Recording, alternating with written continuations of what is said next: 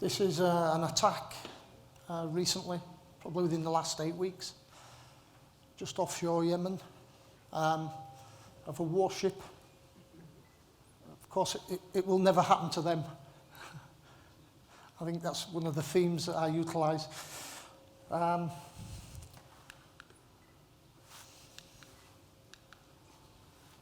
Okay, so firstly, I apologise because I'm an Englishman, but I will try and speak slow for the lovely translators at the back.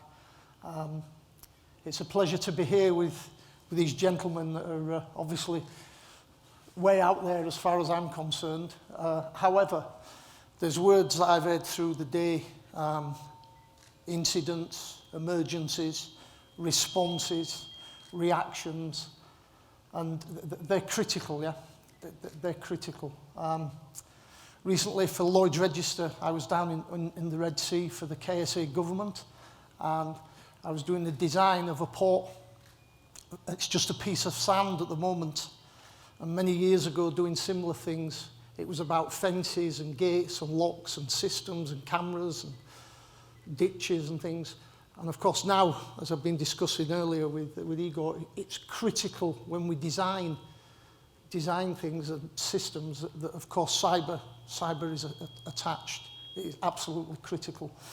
Okay, but what I'm going to do today this afternoon, I'm not going to follow these gentlemen because they are truly magnificent at what they do.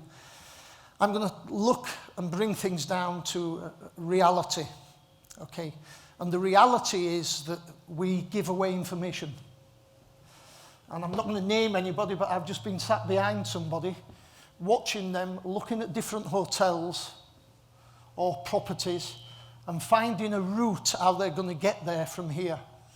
Okay, the next time you go in a lift, please don't say anything. Go to the back of the lift. I'm good because I'm tall. Don't say anything in the lift. Go to the back of the lift and just look at what people are doing. Who's SMSing who? How many men are running off with other women? What people are doing, what bank, how much they're spending. Because you all give away information every second. Everybody's been doing it all day. Outside, watching everybody on their laptops, on their books, on your iPhones. We give away, we offer information. And someone who might just be watching, they're quite happy to take it. Okay, so the theme of my presentation is a complete reversal of what these guys are doing. I look at resilience. I believe in resilience, yeah. Protection and resilience. I'm the executive director of an Australian company, and we follow Australian values, countering terrorism and transnational crime. Yeah. And underneath that, there are many components. So we look at critical infrastructure, vessels. I do maritime. I'm a former counter-terrorist team leader in the British Special Forces. I've looked after prime ministers. I looked after CNN in Iraq and Afghanistan and built their resilience. And part of it is information. It is critical, okay, critical. So today I'm going to look at how I, as an adversary, I've utilised the internet and I will turn it against you because you give me information, okay, and I can harm you. So I'm going to look at the threat, piracy, and of course terrorism, which is a big thing, especially the region we're in.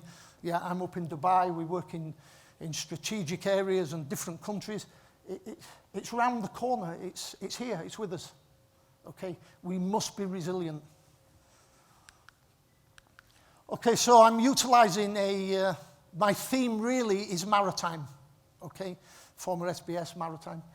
So what I've done here is I've selected a number of assets, and you'll see these assets. I've got fast passenger. Yeah, I've got LNG.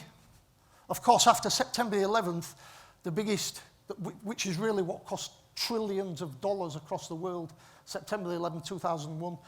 After then, of course, the big fear was they're going to take an LNG tanker or something like this and ram it into New York Harbor. So they made a doctrine called the ISPS code, and I know people will be aware of that. International Ship and Port Security. I was involved in the implementation of that and development, and a very strong partner of Lloyd's Register of Shipping. Okay, so here we look at a number of assets. We've got cargo, oil, crude oil, and of course a cruise liner. And if you think about attacks and systems and breaching things, you can think of the environment, or we can really think about loss of life. Yeah, loss of life. But in particular, I've picked 2 vessels here that really we can't control. Fishing vessels, and of course tugboats. They can move at will between major vessels, yeah. When we look at infrastructure, so we've talked about vessels, we'll look at infrastructure. Same deal. I've chose crude oil, major cruise liners, passengers, standard port, bulk, and of course passenger ro-ro, which is roll-on, roll-off vehicles, yeah. Many of them around here. What I did then was I looked at the infrastructure, I looked at the vessels, and I thought, I want to do, so I'm playing now an adversary. I don't have to say terrorist, I'll say an adversary. I want to, remember, it's all about the mindset. You've got a mindset to protect your systems, but I've got a mindset to cause mayhem and catastrophe. The more people I can kill, the better. That's why ISIS don't really claim for some of the low-level things, but when something's quite catastrophic, they're very quick to go, we did that. We're responsible for that. Okay, so I'm going to look at possibly attacking crude oil or people. And how am I going to do it? Well, this is a name of a website that I've used, some of the details, and of course there's a link. And over a weekend, because I have a reasonable idea of what I'm doing, I managed to find information on these things. You can't really see these, but it says marine traffic. So there's a website, if you punch in marine traffic, it will show you every vessel around the world, every vessel, where it is, because every vessel has got an AIS, automatic identification system. Ding, ding, ding. And the information that even that ping is giving out can be critical. So I used the one specifics on vessels, then vessel specific coming down to the vessel, what it's got, where it is right now, what it's carrying, where it's going, what the crew is, everything about the vessel. And then also, because I really want to cause catastrophe, I've looked at explosives. Would you think that we give information on the internet about explosives? Of course we do. There is everything, which I'll go through, that I need to know how to make a bomb in my kitchen. It's there. It's like you guys in the lift. You're just giving information away. So the first one then, this is just one example of, I think, vessel locator. And because we're recently doing something offshore Fujairah, we're looking at some vessels. The vessel I wanted is Fujairah. I just find the name, and there it is. It gives me the speed it's going, the direction it's going, the draft of the vessel, what it is, what it's carrying. Everything about that vessel is there. So when we start thinking about piracy, which I'll talk about, you can see that we're giving information away. We can't avoid it. So I use this because we're doing work as well in Kuwait. And were you aware that in the North Arabian Gulf, they believe that if there's an oil spill in the Gulf, it will take 18 months before that oil, even a pint of oil, a small spill, 18 months before the tide actually takes it back out of the Gulf. What happens if we just did a small attack on a tanker of 4 million barrels? What would happen then? How long would that take to clean up in the Gulf? So we targeted a KOTC, Kuwait Oil Tanker Company, the biggest oil tanker company in the world, yeah, potentially one of my targets. So I've looked at some vessels, and I've looked at these for an environmental type attack. I've also looked at Cunard, this is the Queen Mary II. That's her route that she's going to take through 2017. So we decided within the organisation we're going to switch from the environment and we're going to go and attack people. We want mass casualties and we want them at sea. Okay, I want them out there at sea. If you think about it, reality, a vessel is very, very vulnerable. We know this. It's sat in the middle there and anyone can just come up and ram that vessel or do whatever. Some vessels do have measures that patrol around, but overall they're very, very vulnerable. Very vulnerable. So, I went on to the specifics of the Queen Mary website, and of course I started looking. Remember, I'm planning an ASU. Does anyone know what that is? An active service unit. It means a team of terrorists or perpetrators that are they may be hackers. They're called an ASU, an active service unit. We select our team first, and then we start looking at our target. We know who our guys are. We know what the target is. Okay? So, ASUs, I'm the head of the ASU, and I started looking at the Queen Mary, and again, all this information about the vessel, how many cabins and where the dance floors are. Think about this, dance floors, nightclubs, casinos. If I can find out where they are, I generally can start thinking where I could attack a vessel. Again, online, absolutely fantastic. And if you see here, we've got a theatre, a casino, the bars, 3-story dining room. So around this area here, I'm selecting as a critical area, yeah? A critical area. But this information is free, okay? So I'm seeing where the vessel, this vessel, is quite vulnerable. So again, it's all online. What does that mean? Improvised explosives. Well, these are explosives that you make at home. You can buy stuff out of hardware stalls, even out of cooking shops. Yeah, maybe wives or mothers or whoever. They also have this information in their cleaning cupboards. They have this type of equipment. We have it.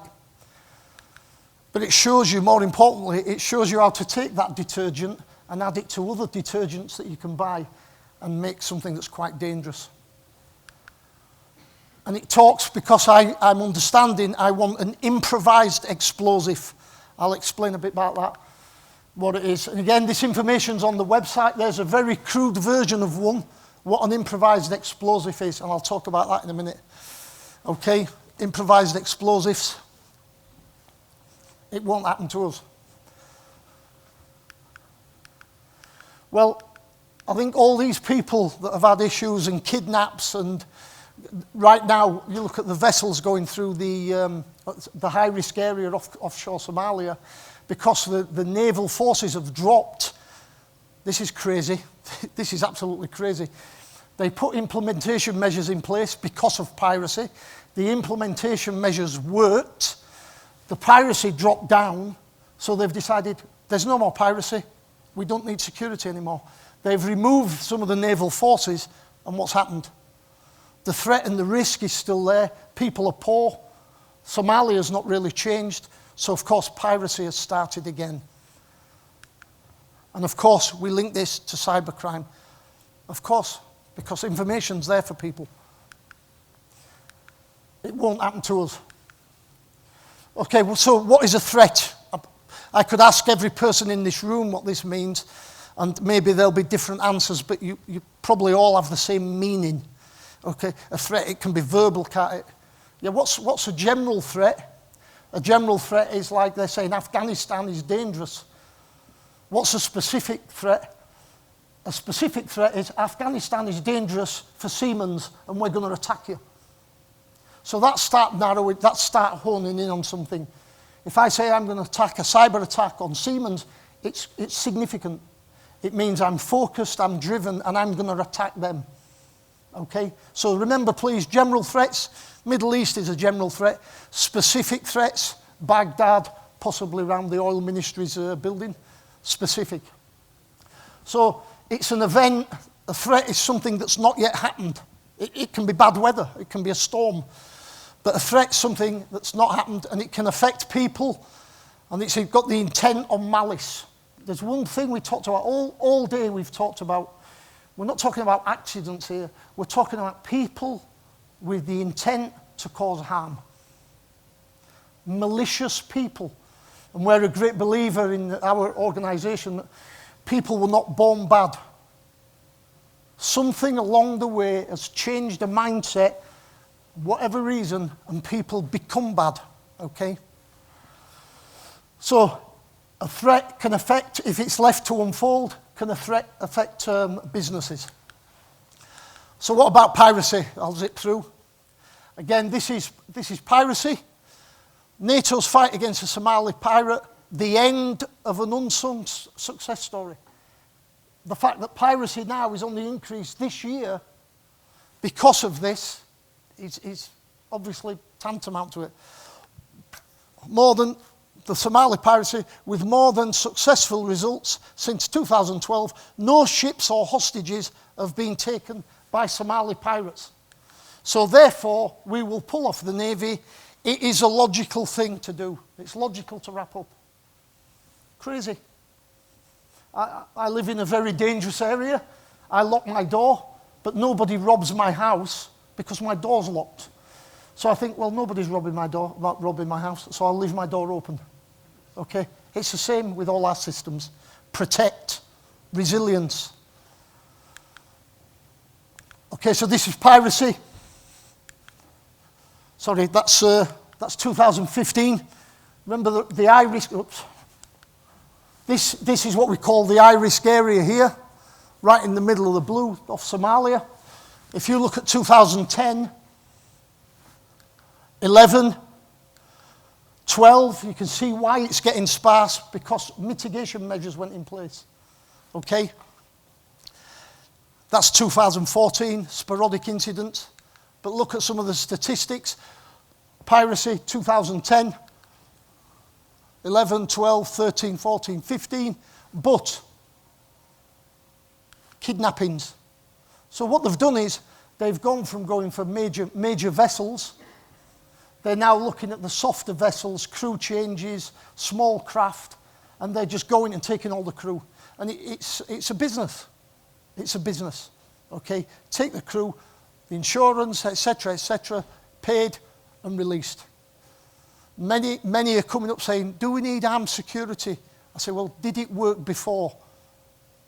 Well, yes. Okay, so you need it. But it costs. It costs. And then, of course, we have an incident, and then, of course, it's catastrophic, yeah.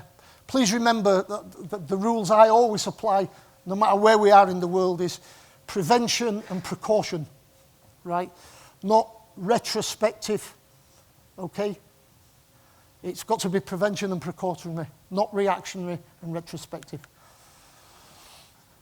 Maritime kidnaps show threefold increase in 2015. Pirates kidnapped 62 people for ransom in 15 separate incidents, mainly off the Gulf of Guinea.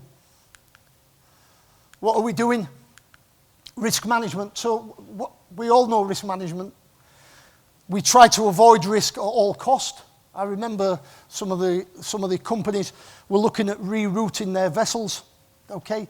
Fuel, etc., etc. It was cheaper for those vessels to bring on armed security guards, and then they transferred the risk to these guys. Of course, that then reduced it, which became acceptable to major shipping companies, yeah? Please remember as well, guys and ladies, that it's business. We're all in business. We're not going to stop our businesses because we're getting hacked or terrorists are attacking vessels. Yet we continue. Business continuity is critical, very critical. Okay, so terrorism. What is terrorism? Again, there's different versions. We use the FBI, CIA version. It says the use of force or violence against people or property to coerce a government, the civilian population thereof, in furtherance of political or social objectives. Maritime terrorism is the same, only aimed at ports and vessels. The word, what do we say when we say it's possible? Possible and probable. And we utilise this when we do some of our strategic risk assessments on critical infrastructure. It is possible that, but it is improbable. It means, for example, I live in a rough area and I leave my car there. I leave my car there with the door open. Well, it's possible to go inside my car because the door's open. And it's probable because I've left my laptop on the seat and I'm in a violent area. So remember, exposure and your resilience is critical. Possible and probable. So let's look at some statistics and the reality, I suppose, of terrorism. Okay, so we've got 2000 up to the end of 2015. So we know what happened in 9/11, but these are the level of attacks, terrorist-related attacks, yeah? 2003, the war in Iraq started. The surge in Iraq started then, 2007. Then, of course, the conflict in Syria. And look what happened since then, 2011. Okay? Been involved in a number of crisis management processes since then, trying to get businesses to build resilience.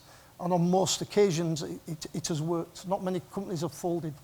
Please remember, this is business. Okay, what I'm going to discuss now is explosives.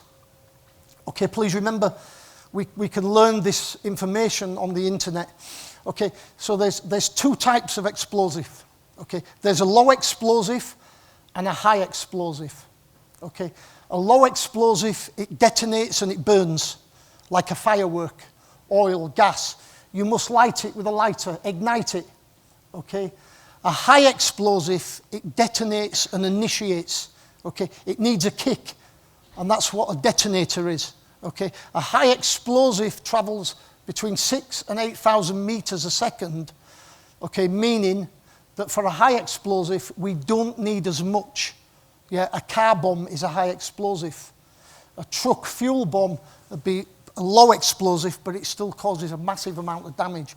So high explosive, yeah, is obviously very, very dangerous. Again, can it be made? Components can make it together, yeah. Low explosive, low, it ignites and burns, yeah. High explosive, it initiates. So we've all seen the films, you know, where we see the war films where they pull a grenade. A grenade is 2 kilograms, yeah, for one grenade. And you've seen them throw them and thousands of people fly through the air. Well, probably, if I put a grenade down there now and pulled the pin, possibly the fatalities would be the front row, possibly these guys here.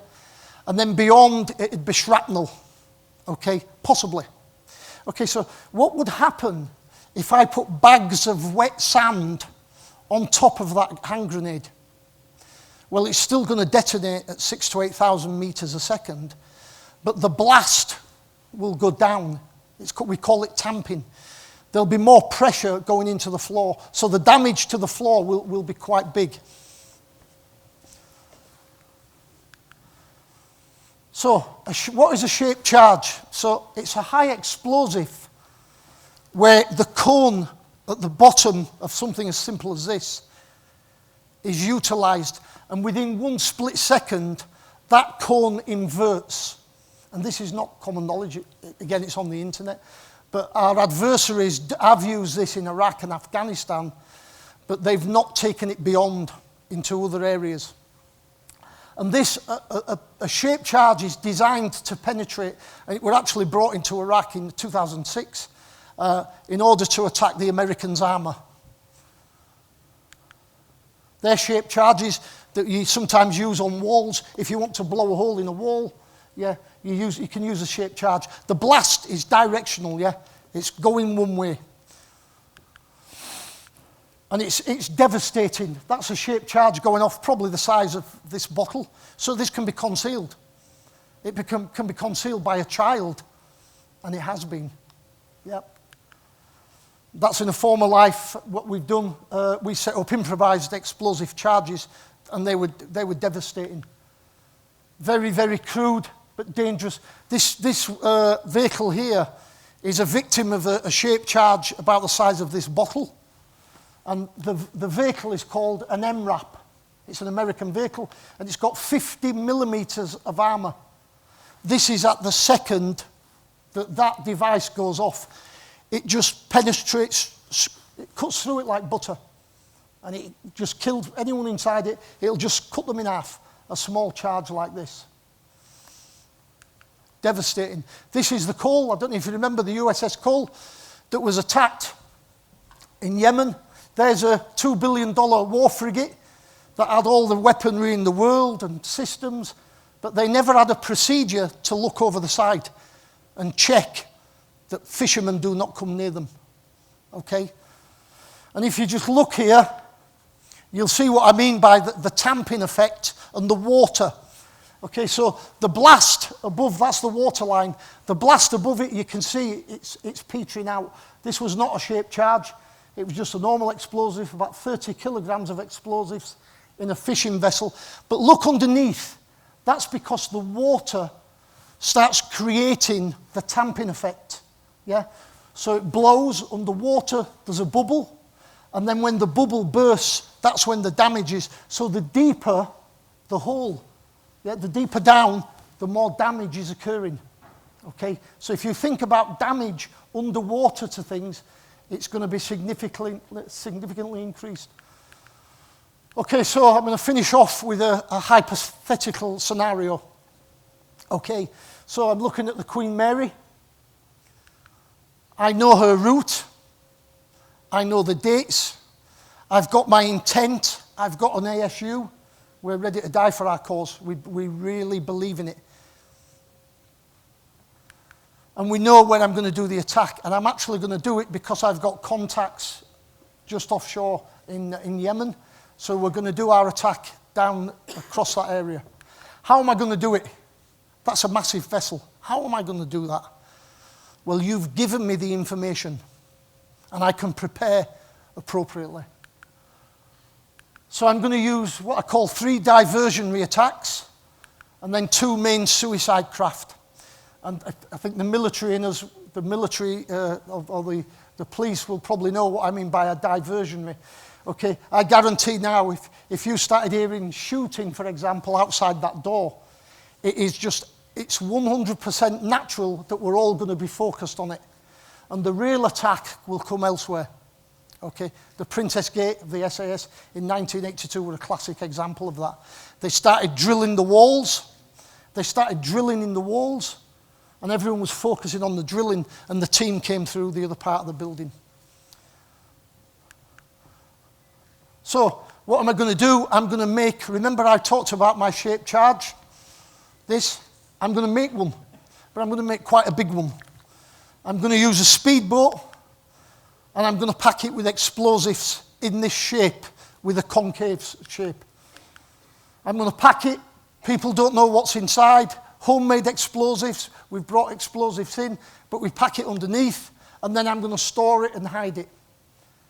Okay, remember, we've got many friends that believe in our cause.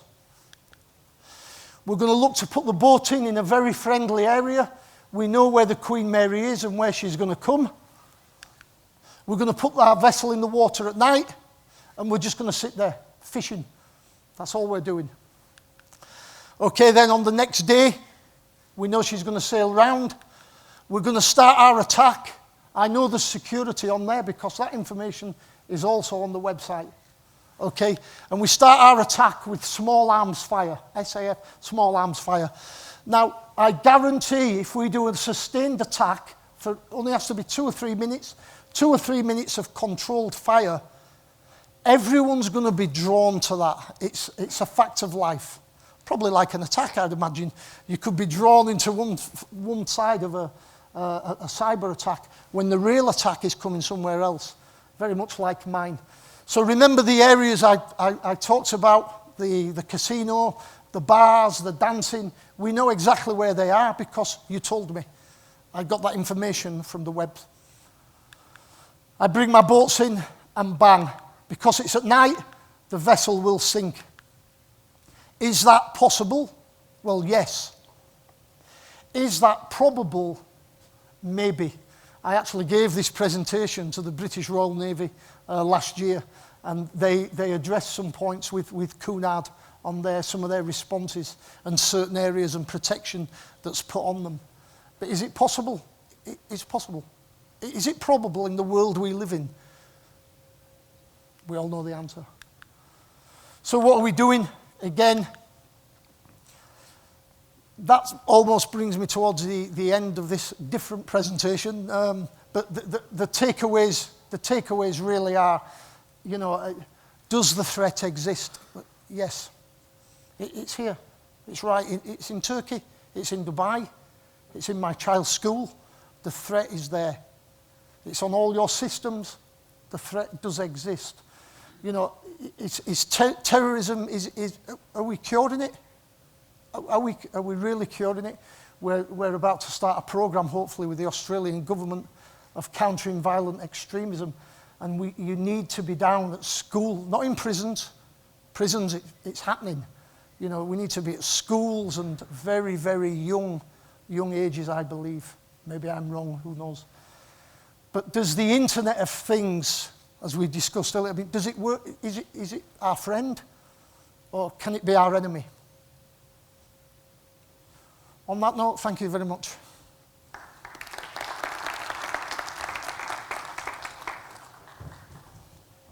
Oh, sorry, is there any questions? I don't think I've got the answers. Please feel free. Any question at all? I'll challenge anybody. If they want to talk about terrorism or anything, I'm not sure I know the answer, but we might be able to get the answer from someone in this audience. Thank you.